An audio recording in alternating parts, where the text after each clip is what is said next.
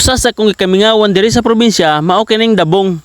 Mao nga for today's video ubani ko ninyo kay manghuwatag dabong kay atong isud-an para panihapon. Bisan nagkiyang ta kinahanglan nga maghimo tawag content kanggo mga buwan na ang tinggawa sa mga dabong. Og primerong spot lang nato na adan ta nakitaan og daghan ra bagid kayo. Naay mga dagko, nasa mga gagmay. Pero kanang mga gagmay di lang nato napilon kay para po na sunod. Lami kay ni siya gisa doon, labi na og gataan. Pero taga probinsya gyud ang makarelit ani. Wala gyud ko masayop sa akong pagpanguha og dabong kay kanalingin ako. Naagi ko makitaan. May lang og wa ni bitin kay maglisod na bagikog dagan. Kinsa po kay nagpausong nga makaon ni ang gagmay nga kawayan no. Maayo pa pagka-discover ba kay lami bayapod. Pero dugay ko na ho magkuha ani kay nabi dami sa tiil. Mao sa ni ang usa nga nakanindot diri sa probinsya no kay dili gyud halos mugutman basta magkugi lang gyud ka. Basta muliyok lang gyud ka, na gyud kay makaon. Yang nakanindot diha kay libre pa. Ayaw lang pasakop sa tagiya.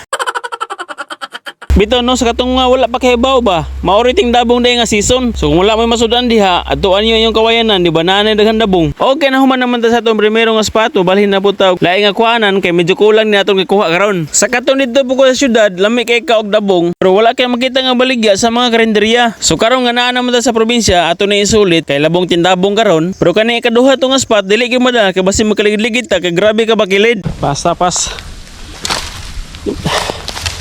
Basta di makaya. Pagkilit kayo. Hindi na taglain.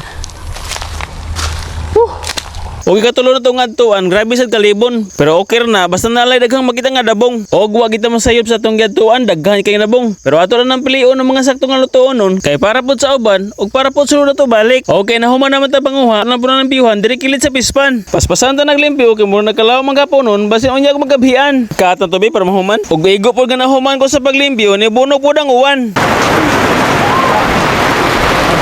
Og samtang gawan makalingaw putag hiwa ning atong dabong kay para nalutoon. Og dili kay kana lang atong putahin na pug pinalit nga lambay para sa atong panihapon. Grabe ra ba mga tambukan ni lambaya, lami kay nagisa doon. Sugdan ta na sa paglimpyo og pagpainit og tubig para ato ning lapuan. Og lapuan na pud nato ang atong dabong. Ingani day ko maglimpyo og lambay, ako nagbungkagon para dili maglisod na og kaon. Nya kanay mga kasway ato nang mudukdukon kay para dali na kay ablihon. Kay nomdon jud ko sa katong nagtrabaho pa ko usag gini sa akong mga specialty sa akong gitrabahoan. Kaya nga akong trabahoan usa ka sipon sa restaurant. Pritohon gyud ni gamay ang lambay pero kay gamay ram tag mantika ato na lapuan. Isulod na po na sa paglapo ang dabong para diretso na ato trabaho. Andamon da ng mga lamas sa masahos, bombay, wala man tay atsal, kamatis na lang. Og sa pila ka minuto atong i-check ang atong dabong kay basin og sakto na sa iyang kahumukon. Sugdan dayon sa paggisa sa mga lamas.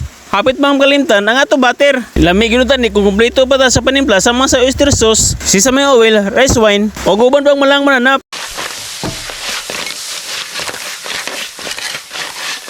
Sa unang panahon, dili yung mutuan ng parpadluparon na lang ang sudan, kaya nagtuo ko nga edit ra na. Pero sa katong nagtrabaho na ko, dito na ko nibawan nga legit yun. Labi na kung Chinese restaurant, o ganatimplahan naman ang atong luto, atong dilawan kung okay na. Isunod din natong lamas nga para sa atong dabong, og dili gina nato kalimtan ang atong sardinas. Ang uban ani ilunodaan og ang uban ipawahi. Pero sa kuha, akong ilunodaan para mo alis nga gyud ang iyang kahumot. Og ready na ang atong panihapon.